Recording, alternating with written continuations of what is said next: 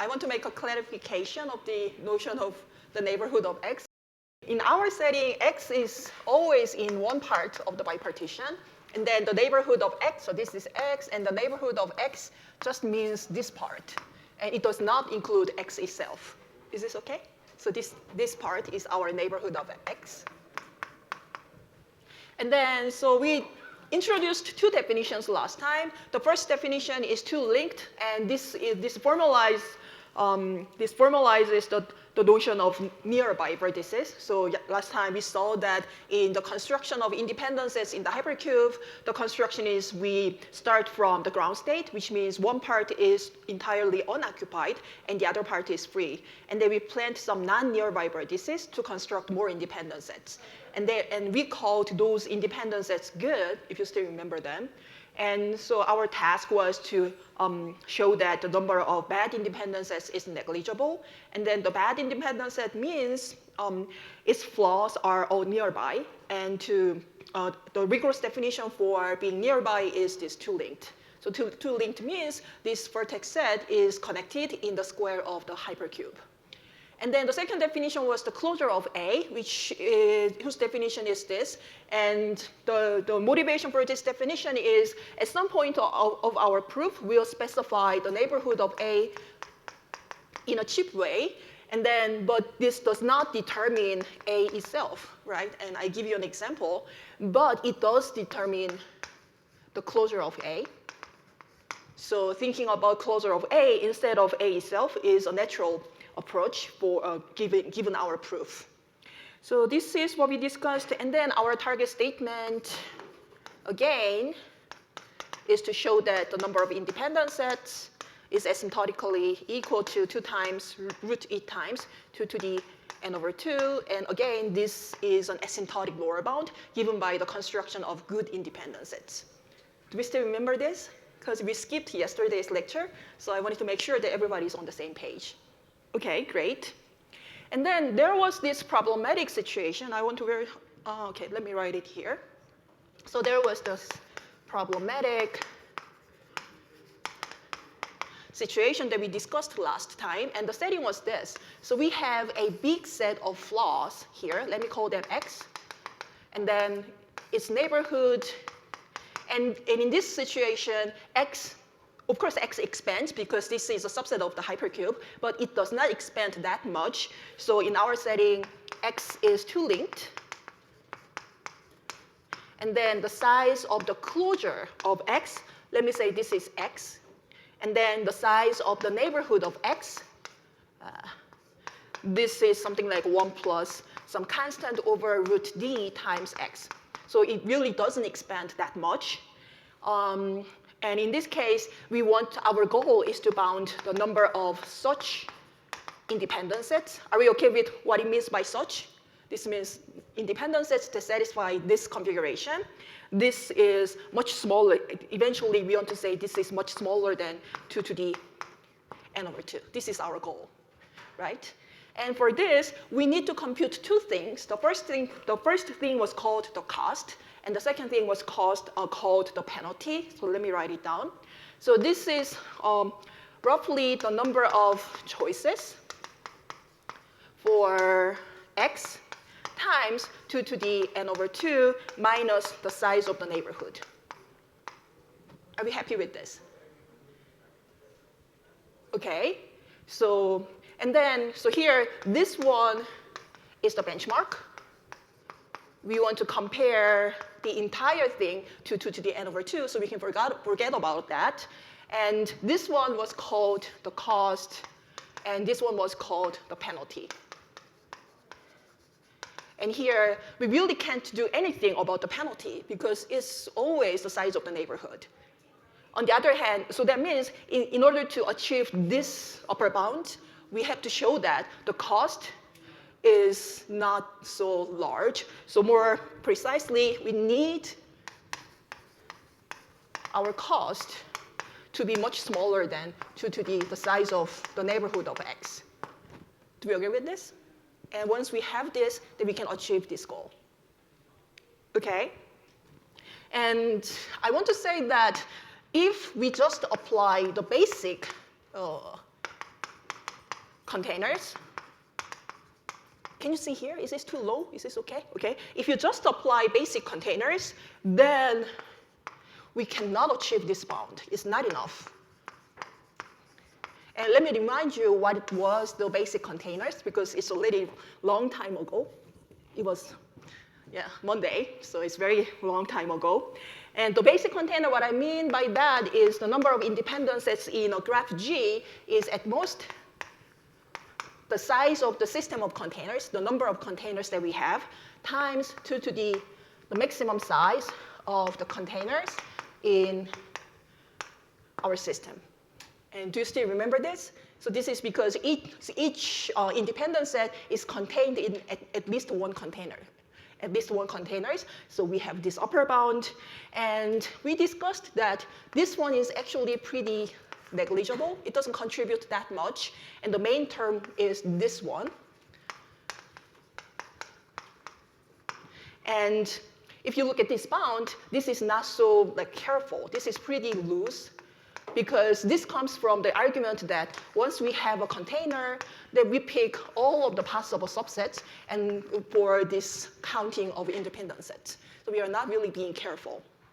And if we just apply this naive count for independent sets, then what we have from the container argument here is more or less this, because our container will look like something like this.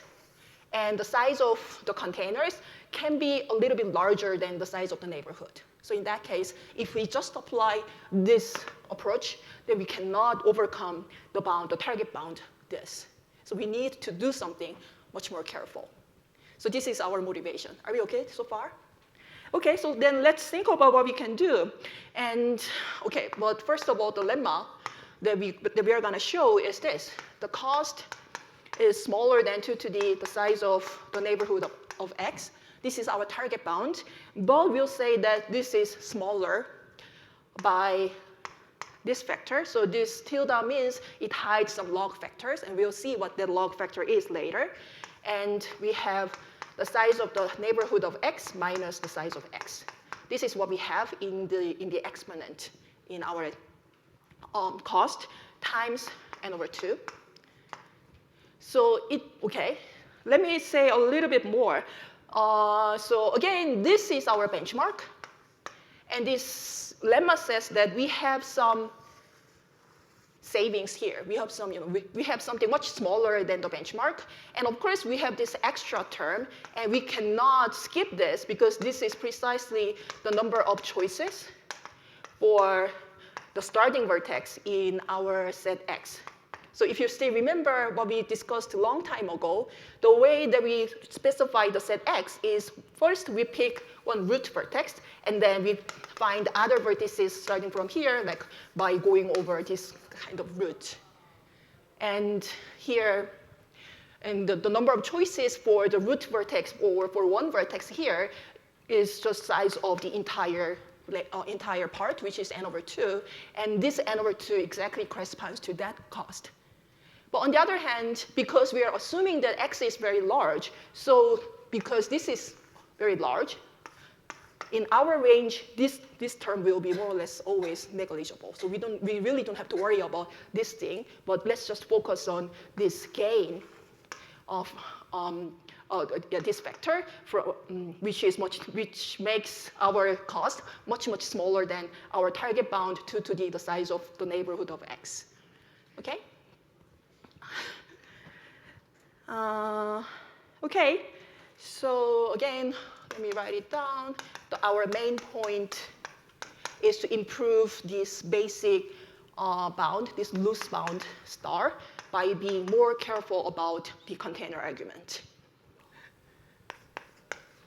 So first of all, let me introduce some definitions to formulate this lemma. So I just said cost, and what is that cost? And so one definition that we need is this. I'll define this GAG, and this is a collection of sets in O such that A is 2 linked, and the size of the closure of A is A, and the size of the neighborhood of A is G. And I hope you see the motivation of this definition. Where does this come from? This just comes from this setting. So, okay, so here, basically this A is our set of flaws. And so we have to give an upper bound on the size of this collection. This is our goal. And then we'll use T for G minus A. And what is G minus A? This is precisely this one minus this, because the size of the neighborhood is G, and the size of X is A. So G minus A is just what we have in the exponent. And then we just give a name because we'll use this over and over and over. So T means the expansion of X, and this will be used to parameterize our gain from the container lemma. And then the rigorous statement of our lemma, today's star, so let me give a star to this lemma, is the size of this collection is at most 2 to the g minus big omega of t over log square d times n over 2. Let me make some remarks. Again, 2 to the g, this is our benchmark. We always want to beat this. And this n over 2, this is always negligible. We don't have to worry about it. So the main thing is here. And please don't worry about this precise quantification. I just wanted to say that we have something exponentially smaller than the benchmark. And of course, not of course, and this one can be improvable. And the current status is it can be pushed to big omega of t, but we will not do this. We just aim to have this for a simpler exposition. Okay, so this is our target statement. And for that, let me define what containers we care about to prove this setting, to prove this statement.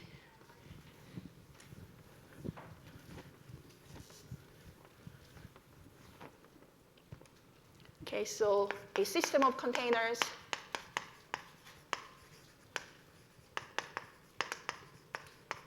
for GAG. So, okay, so the picture looks like this. So this is our A, and this is the neighborhood of A, and our goal is to find containers to approximate this set. And then, so the property that this A has is if we look at any vertices in A, then it has all of its neighbors inside the neighborhood of A. So degree is precisely D. On the other hand, if you look at somebody outside the neighborhood of A, then what's the degree of this vertex inside A? Or let me say closer. What's the degree of this vertex inside A, or A closer? Let me say, what did I say? Let me say A. Okay, what's the degree? It starts from Z. What's the degree? 0, great, wow, you're a genius. Okay, so we have O, E, and degree from here to here is 0. And we want to approximate this structure using the degree bound. So eventually, our container will look like this. When this is A and this is neighborhood of A, there is one set that contains A, and we'll call this S. And there is another set that is contained in the neighborhood of A, and we'll call this F.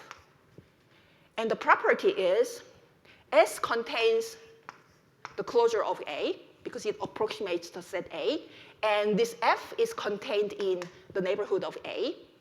And more importantly, if you look at any vertex inside S, and if you look at its degree into F, then this is more or less D.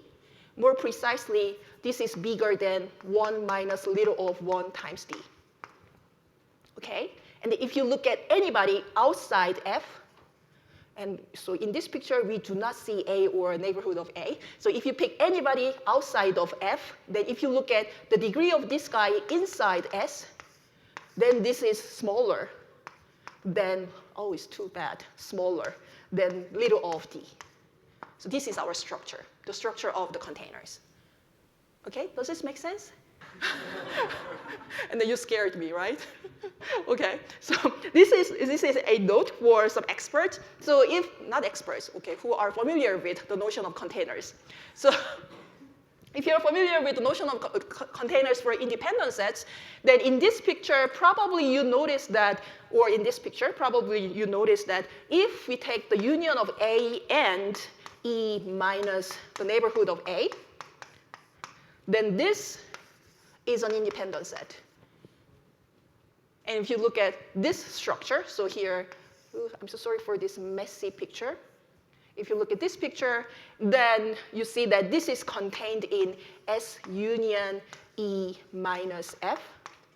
So it looks like this thing plays a role of container for this independent set, right? But on the other hand, I think, at least for our argument, we really do not use the fact that A is an independent set. Rather, we use the fact that, first, okay, so let me write it down. So it looks like very similar to the independent set containers, but our proof doesn't require independence. And rather, it requires expansion and regularity.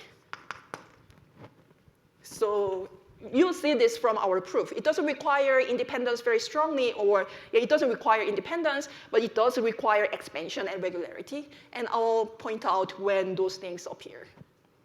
Okay, and so finally, to state, to give the formal definition of our containers, let's quantify this little of one term. So this is quantification of this thing, little of d. For this, we're going to use the Greek letter psi. And this psi it represents this little of d term. And you can think that this is more or less d to d 2/3, just for concreteness. It doesn't have to be. It has flexibility, but at least for this discussion, you can think that psi is something like d to d 2/3, and this will play the role of little of d here. Okay? Then then let me give you the definition for the containers. So what I'm going to write down is just to write down what I explained here using this picture. So this is the definition. So we use the name psi approximation. This is our name for a container. For a set A in O, this is a pair, which we call S and F, where S lives in O and F lives in E, such that it satisfies three properties. Number one, the closure of A is contained in S, just like here. And then F is contained in the neighborhood of A, just like here. And then number two and number three, just write down the degree condition here and here. So it says that for every U in S, if you look at its degree into F, then this is at least D minus little of D. And then if you look at any vertex, V, inside E minus F, then if you look at its degree into S, then it's at most little of t. So again, I just wrote down the formal definition of this picture using some fancy letter, psi. Okay? So it approximates the pair A and the neighborhood of A, and the interaction, and the interaction between S and F will play a very important role in our proof. Is this definition okay? Okay. Okay, and so to prove our lemma star, we need two statements. So the statements look a little bit technical, so let me give you a heads up. To get a good bound on the number of independent sets using containers, we need to bound two things. The first thing is the size of the system of containers. We need to bound how many containers we have in our system. And the second thing is how many independent sets can we recover given a container. And if we have good bounds on both, then we have a good bound on the total number of independent sets. So I'm going to introduce two lemmas. And the first lemma bounds the number of containers that we have. And the second lemma will bound on the number of independent sets that we can recover given a container. So let me write that down. It looks a little bit technical, but they're not really hard. So the first statement is constructing containers. And it says the following. There is a family U which depends on the value of A and G. And this is a family of pairs, consists of subsets in O and E. And the size of this family is bounded above by n/2, which is negligible, times 2 to the big O of G log D over psi, such that, again, don't worry about this quantification. It just says that this cost is negligible. Remember, our target is 2 to the G, right? So if we have log D over psi, where psi is this gone? Oh, okay, it's gone. So think psi is about D to the 2/3. So for that range of psi, then this is really negligible compared to our target. That's all it says. Anyway, such that every A in G has a psi approximation. This is another name for a container, SF in U. So basically, it just says the number of containers that we construct is negligible compared to our target. Okay? And then the second lemma is, it says that now how many independent sets can we recover given a container. So this is container lemma 2. I hope I have enough space. So this is specifying A from containers. Again, containers and psi approximation, they are the same thing.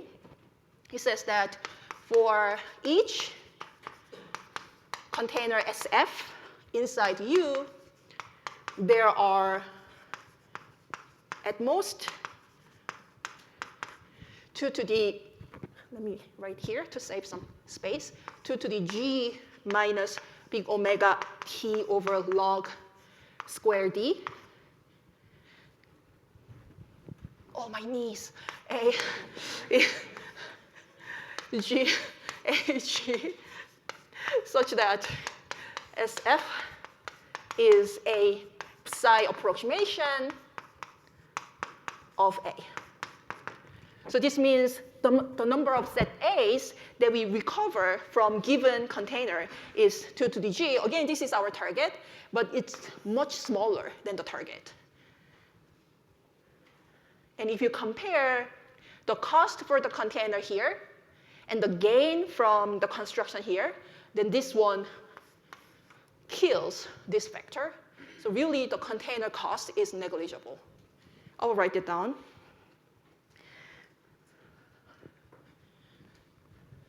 I'm sorry for this nonlinear organization of the board. So I claim that the first container lemma plus the second container lemma, this implies our lemma star.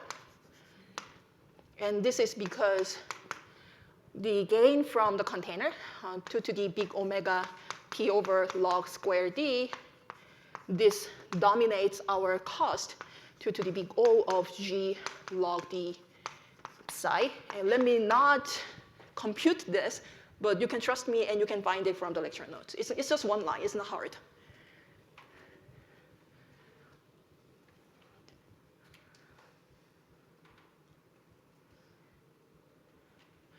Okay, so let me give you some time to observe those two technical looking lemmas.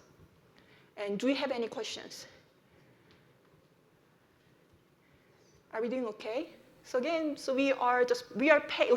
So what's happening here is all the same. It's the same thing happened in our entropy argument, if you still remember that. So what we want to do all the time is we want to pay a small amount of something, and then as a return, we want to get a huge gain. That's what we did for the entropy argument. So we want to. So first we pay some small amount to specify some information, and from there we can get a huge gain, and that's exactly what happens here. So we pay small amount of something to get the containers, and by getting these containers, we have this huge gain for the independence account. That's basically what's happening. Okay? Okay, I see a couple of nodding faces, but are we okay or not okay? You wanna? Okay. Okay, so as I said, the cost for this one is, so what happens here is very similar to what happens the basic version of graph containers. So I think at this point, what's more interesting is the second lemma, because here we are doing something clever to reduce our cost from the target by this much. So for the rest of this lecture, we'll focus on the second lemma and prove the second lemma, assuming the first lemma. Okay? Any questions? No questions is not a good sign. Okay. Then let me move on to the proof. And one last notation. I'm so sorry for so many notations, but I promise this is the last. One last notation is we'll say what is this? Twiddle? How do you call this symbol? Twiddle? Or this, and SF. We'll use this symbol if SF is a container, a psi approximation of A. So we have the definition of container, we have two lemmas, and then now our target is to prove the second lemma. Okay, let me continue. So I think I can erase this board because we're already convinced that if we combine the first lemma and the second lemma, then we can prove lemma star, and lemma star is enough to to take care of our problematic case. So I'll erase this board.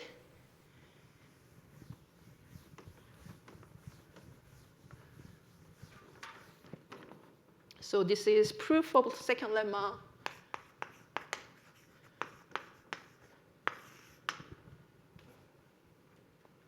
Assuming the first lemma. Okay, so the picture is this. So this is our A and G. A and the neighborhood of A, and then our S is here, and our F is here. And the degree from S to, oh no, this is not the right thing. S to F is very big. This is bigger than D minus psi. And if you look at a vertex outside of F, then the degree of this guy inside S is small. It's smaller than psi. So this is our setting. Yes? No, we don't need that. Sorry, not assuming. Great, so you're paying attention, great. Okay, any other questions or anybody else who are still paying attention? Okay, nobody? Okay, let me prove it. So our goal is that the number of A's, so given a pair SNF, we have to say that the number of A's with a twiddle SF, this means the number of A's that we can recover from S of F, SNF, is at most 2 to the size of neighborhood of A minus big omega of T over log square D. Again, don't worry about this quantity. We just want to say that this is much, much smaller than 2 to the size of the neighborhood of A. Okay, this is our goal. And how can we do this? So first of all, an immediate case is when the size of S is smaller than the size of a neighborhood of A minus some constant t over log square d. If S does this, then we are immediately done. And I should ask you why. Why is this true? Okay, so it's time to think.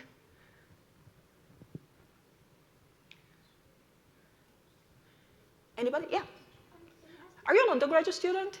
Great, okay. It has to be contained in S, so when S only has that many subsets? Yes, great. Yeah, because A has to be contained in S. So that means the number of A's cannot exceed the number of subsets of S. And so that means if S is not so large, then by just specifying all of the subsets of S, we can achieve this upper bound. So do you agree that this is really immediate? Okay, then let me move on. So this means we may assume that the size of S is bigger than the size of the neighborhood of A minus some constant times t over log square d. So this is the problematic case, and so now we are with this case. And then in this case, what can we do? So this is our rough plan. But I need a board space. Let me try to squeeze in. So the plan consists of two parts. The first part is somehow using the regularity condition. We'll show that the size of F is somewhat larger than the size of S. It can be a little bit smaller, but using regularity, we can say that F is more or less larger than the size of S. And I'll leave it as an exercise for your problem session with some hints. It's not hard. It's really not hard. But once we have this, then how can we take advantage of this thing? If F is larger than S, that means the size of F is very close to the size of the neighborhood of A. That means this part, the size of the neighborhood of A minus F, this must be small. And if we have a small set, then specifying this set is very cheap. That's what we're going to use. So let me write it down. So once we have this, then because we have that the neighborhood of A minus F, this is also small. So this set is cheap to specify. I will formulate everything soon, but I'm just giving you a rough sketch. And once we have this, so once we specify the neighborhood of A minus F, then now we have the intact neighborhood of A. Right? Okay, and once we have the neighborhood of A, then what do we have? I said this several times. What do we have? It starts with C, right? What? Oh, okay, it starts with T, the closure of A, yes. The closure of A. Okay, and can you see here, or is this too low? Maybe I should move on to the next board.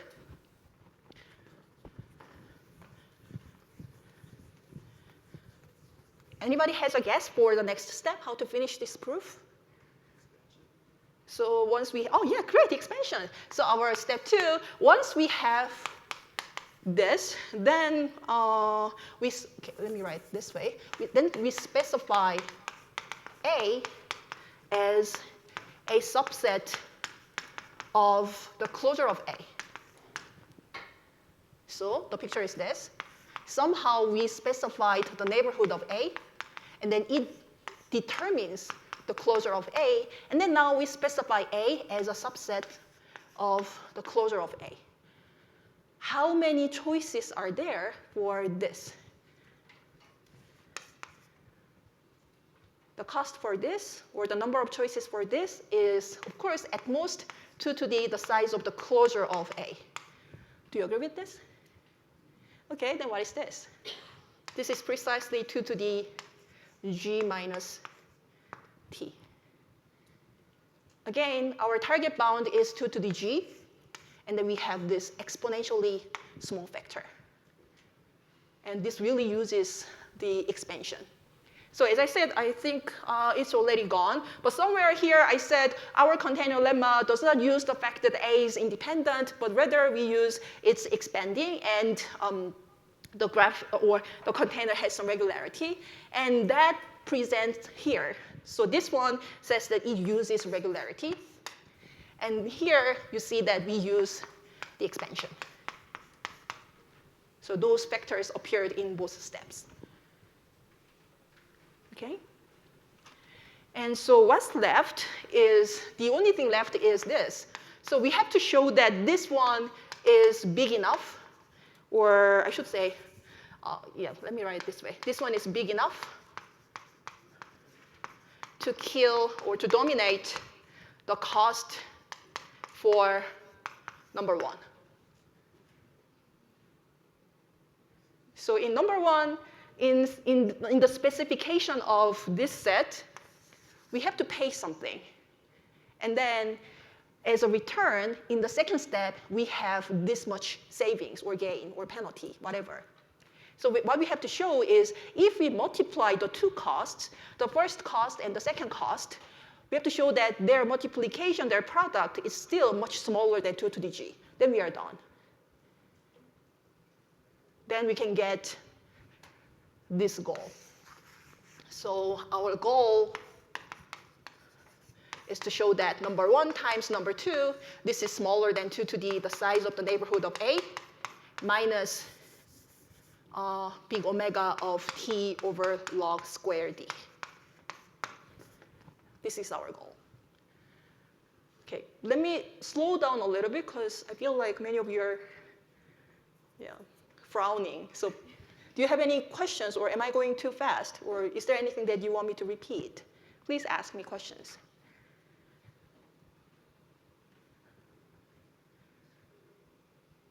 So again, what we are doing is we are given a container, SF, and we want to specify A from this container.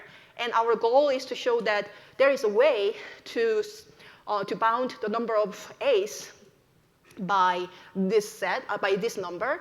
And again, this is a benchmark, and so the important term is this. And for that, if the size of S is smaller than this quantity, then we are immediately done, because we can just specify A as subsets of S. We are done. So we may assume that S is bigger, S is somewhat bigger. But if S is big, then using regularity, we can show that F is also big. And if F is big, then this set must be small, because F is contained in the neighborhood of A, and the size of F is close to the neighborhood of A, so this set must be small. And because this is small, so it's cheap to specify this. So now A is unknown. Are you aware of that? A is unknown. We are just given S and F, and from there, we have to specify all of the A's whose container is S and F. So A is unknown, but we know that somehow we can specify, but we know that this set is small. So this is cheap. So this set is cheap to specify. And once we specify this set, then we can have entire neighborhood of A. From there, we specify the closure of A, and then specify A as a subset of the closure of A. And the number of such A's is 2 to the g minus t. Do you remember? T was the size of neighborhood of A minus the size of the closure of A. So, and this is G, and this is A.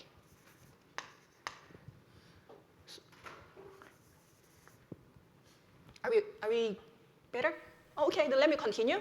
So let me write down more vigorously how we can compute the cost from number 1. Any questions or anything unclear? Okay, computation. There's nothing to erase.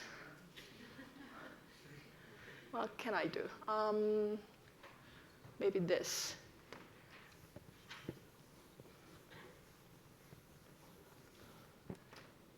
So first of all, Okay, so this part is the implementation of the plan.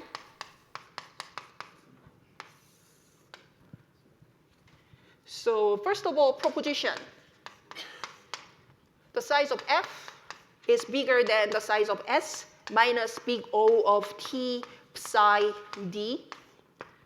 And again, this I will leave this as an exercise, and it will appear on your problem set. But I just give you a some naive approach, and then show you why that doesn't work out. So the naive approach is this: once we have our S here and F here, and if you want to give some bound on the size of S and F, then the first thing that we can try is to check the number of edges between S and F. This is a pretty much common routine approach for bounding sets. And this is, of course, at least D times, oh no, not at least. This is at most D times S. Do you agree with this? Okay, and then this is, no, I'm so sorry. This D times F.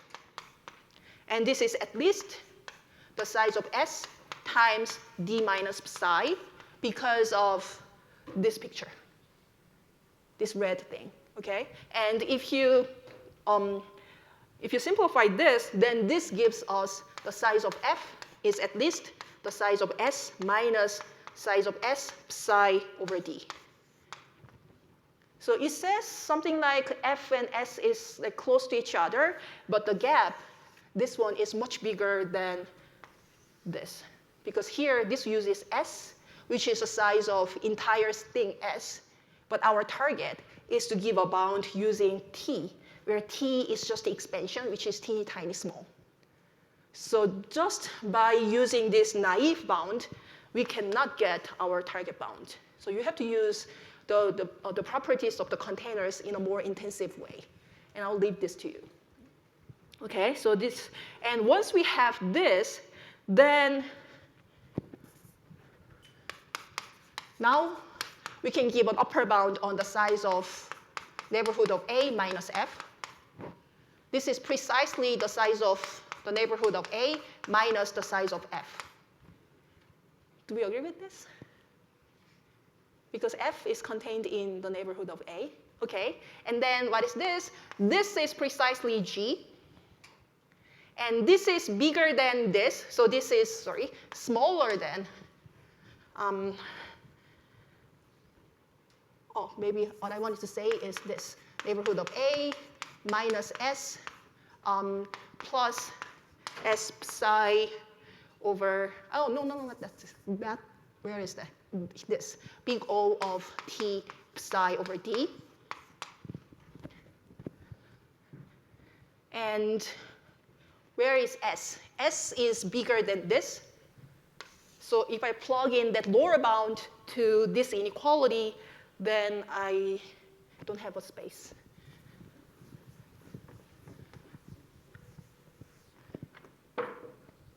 Then this one comes to here, neighborhood of A minus neighborhood of A minus CT over log D squared plus big O of T psi over D. And again, because this psi is something like a D to the 2/3, so this one cannot add much to this. Or even if adding down, I'm saying this is the main term, so this is at most CT over log square D, or let me just say big O. Please check if you follow this computation. So again, what it says is the size of the set, the neighborhood of A minus F, is indeed very small. And because this is small, so we can specify this set chiefly. So we specify this as a subset of the neighborhood of S. And okay, for now, let me just hide this thing first. And so just in case you are young and you haven't seen this kind of counting argument before, I want to say that, so okay, it's okay. Okay, let me write it down. So what's the number of sets of size k in a set of size n? Do we know this? Do we know the answer? What is, oh, yeah, somebody knows the answer. What's the answer? It's n choose k. Right, great, okay. And this is something like 2 to the big O of k log n over k. Do we agree with this? So that means if, without any information, we want to specify sets of size k from a set of size n, then the cost for that is this. And if you look at here, it depends on n. And n is the size of our universe. So even if the size of the set that we want to specify is very small, if the size of the universe is huge, then the cost for that specification is also very expensive. Do you agree with this? That's the reason why we need to specify the universe from which we specify our set. So if we specify this set from the entire hypercube, then that's unaffordable. We can't do that. That's too much. So we want to restrict our universe from which we specify this set as a and this is our universe from which we specify our set. And then do you agree that this set belongs to this set from the picture? Okay? So, and then the gain from this consideration is now the size of the neighborhood of S is much smaller than the entire universe, which size is 2 to the d. Okay, great. And then what's this cost? So this specification cost is at most the size of the neighborhood of S. Choose big O of t over log square d, like this. Is this okay? Okay, then what's the good upper bound for the size of the neighborhood of S? So S is here. And hint, every S has degree this to F. That means everybody in S is inside the neighborhood of F. That means the neighborhood of S is where? Give me some dumb answer other than hypercube. So where is the neighborhood of S? What contains the neighborhood of S? So you want like F and then side for every other edges from S? I think that's too clever. So S is contained in the neighborhood of F. Do you agree with this? Then the neighborhood of S is contained in where? The second neighborhood of S, the second neighborhood of F. Do you agree with this? Okay, great. So, and then that's enough. So that means this one is at most the size of the second neighborhood of F, and this is at most d squared times g. Okay, because F is contained in the neighborhood of A, so this is d squared over g times g. So this is at most d squared times g. Choose big O of t log square d. And if you compute this, then this is 2 to the big O of t over log d. And here we use the fact that t is at least g over root d, because t is the expansion in the hypercube, and the expansion in the hypercube cannot be smaller than g over root d. This is what we discussed last time.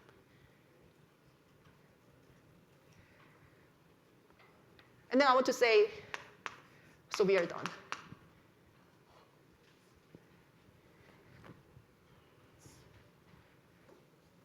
Because, why are we done, by the way? Why are we done? Because we said that it's just So what did we do here? So okay, it was an implementation of the plan. Okay, so this was our plan, And I wrote down number 1 and number 2. And our goal was number 1 times number 2 is much smaller than, smaller than the right-hand side. And the cost for number 2 is here. And what we just computed is cost for number 1. So it says that number 1 is 2 to the, I'm so sorry for this technical looking quantity, d over log d. And number 2 is 2 to the neighborhood of a minus t. And of course, this one is dominated by minus t. So we have this, or actually, I think we have this. I'll see you at the problem session to finish our exercise. Okay, then let's get some lunch.